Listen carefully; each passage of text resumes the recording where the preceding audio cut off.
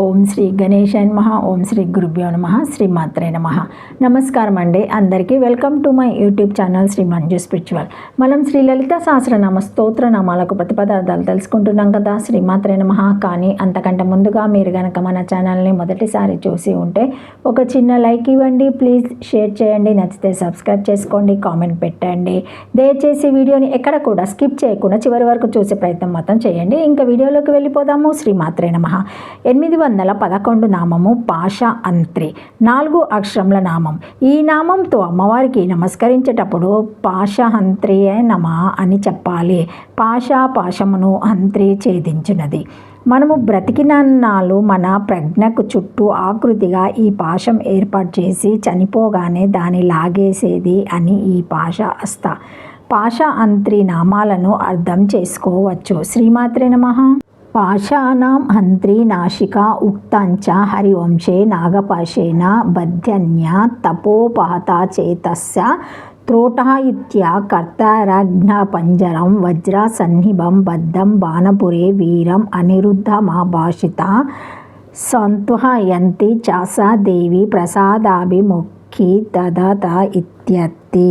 పాశహంత్రి పాశములను నశింపచేయుచు హరివంశమునందు ఒకప్పుడు బాణాసురుని పట్టణములో వీరుడైన అనిరుద్ధుడు నాగపాశంతో బంధింపబడెను. వెంటనే అతడు స్పృహ తప్పి పడిపోయెను. దేవి అనుగ్రహం గలదై అతనిని ఓదార్చుచు వజ్రయుద్ధంతో సమానమైన నాగపాశమును చేతితో తీసివేసెను అని గలదు. దేవి పాశమును నశింపజేసినది అని అర్థము. శ్రీమాత్రే నమః. 812 నామము పరమంత్ర విభేదిని. శ్రీమాత్రే నమః. 8 అక్షరముల నామం. ఈ నామంతో అమ్మవారికి నమస్కరించేటప్పుడు పరమంత్ర విభేదిన్య నమ అని చెప్పాలి. ఇతరులు లేదా శత్రుబుద్ధి కలవారు చేయు మంత్ర అభిచార ప్రయోగాలు ఇతర దుష్టమంత్రాలను విభేదిని నిర్మూలించినది. ప్రపంచంలో సన్మార్గులు ఉంటారు, వీరితో పాటు దుర్మార్గులు ఉంటారు. దుర్మార్గుల మార్గానికి సన్మార్గులు కూడా ఇబ్బంది పడుతూ ఉంటారు. ఒక్కొక్కప్పుడు కొందరు క్షుద్రమంత్రోపాసనలు చేసి అభిచారములను, చేతబడులు, చిల్లాంగి, బాణమతి మొదలైనవి సన్మార్గులపై ప్రయోగించవచ్చు. సన్మార్గులను రక్షించే అమ్మవారు కాబట్టి ఆ దుష్టమంత్రాలను పనిచేయకుండా నిర్మూలించి తన భక్తులైన ఆ సన్మార్గులను రక్షిస్తుంది.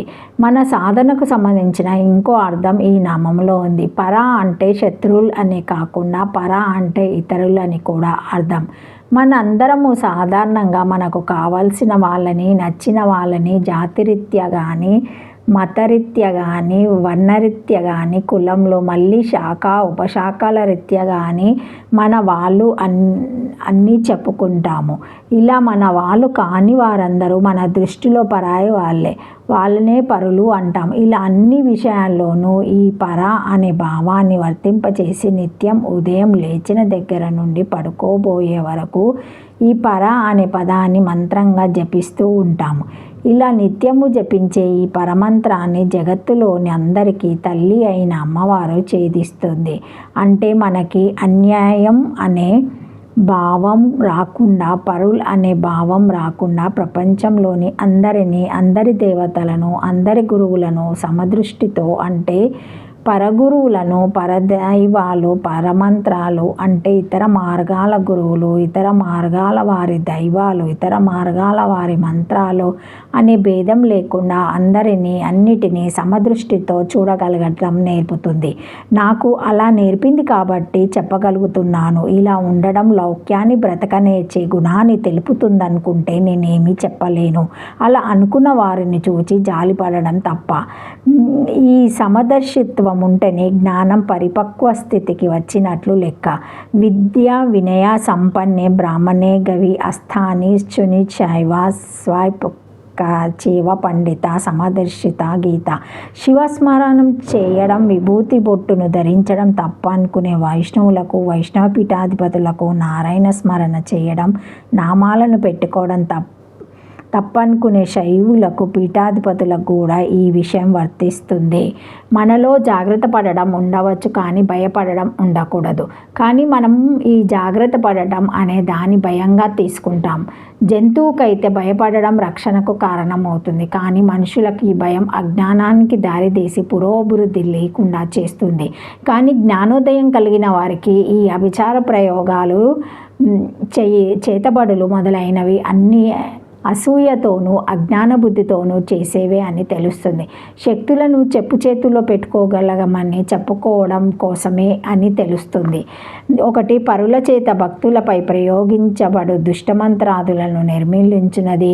2 పరులు పరాయివాళ్ళు అనే అన్య దృష్టితో నిత్యం జపం చేసేవారి ఆ పరమంత్రాన్ని ఛేదించి వారికి అనన్య దృష్టి ఏర్పడుతున్నట్లు చేయున్నది. 3 దొంగ త్రోవలు తొక్కే బుద్ధిని విభేదనం చేసేది అని ఈ నామానికి అర్థాలు. శ్రీమాత్రే శత్రురాజుల శక్తులను భేదించున్నది. శత్రువులు ప్రయోగించిన శస్త్రవస్త్రములను ఛేదించున్నది. 15 మంత్రములను 12 వేదములు గలదిగా చేసినది. శ్రేష్టముగా మననము చేయు వారి పాపములను పోగొట్టుచున్నది. దేవ్యాపాసకులకు శత్రువులైన రాజుల ప్రభుమంత్రోత్సాహ శక్తులను ఛేదించున్నది, లేదా ఇతరులు ప్రయోగించిన మంత్రములను ఛేదింపచేయున్నది. శత్రువులు మంత్రులను ప్రయోగించెదరు, లేదా అస్త్రములను ప్రయోగించెదరు. చేతబడి చేయుట వానిని అన్నిటినీ పోగొట్టున్నది. హరివంశం నందు ఈ విషయము చెప్పబడినది. అక్కడ ఇంద్రుడు ప్రద్యుమ్నునితో చెప్పినప్పుడు, నీ మీద శత్రువులు ప్రయోగించిన అస్త్రములను ఛేదించుటకై దేవిని స్మరింపుము అని పలికెను. దీనిచే దేవి శత్రుమంత్రములను ఛేదింప చేయగలదని తెలియను, లేదా పరమంత్రంగా 15 మంత్రము దానికి భేదములను కల్పించుటచే విభేదిని అయినది. 1 మనువు, 2 చంద్రుడు, 3 కుబేరుడు, 4 లోపముద్ర, 5 మన్మధుడు, 6 అగస్తి, 7 అగ్ని, 8 సూర్యుడు, 9 నందీశ్వరుడు, 10 స్కందుడు కుమారస్వామి, 11 శివుడు, 12 పరశురాముడు అని 12 గుళ్లను 15 మంత్రోపాసకులు. వీరందరూ తంత్రముల ద్వారా మంత్ర ప్రవక్తులయ్యారు. అందుచే మంత్రము 12 విధములుగా భేదమును పొందినది. అట్లు చేసినది కావున పరమంత్ర విభేదిని అయినది, లేదా పరమంత్ర అవిభేదిని.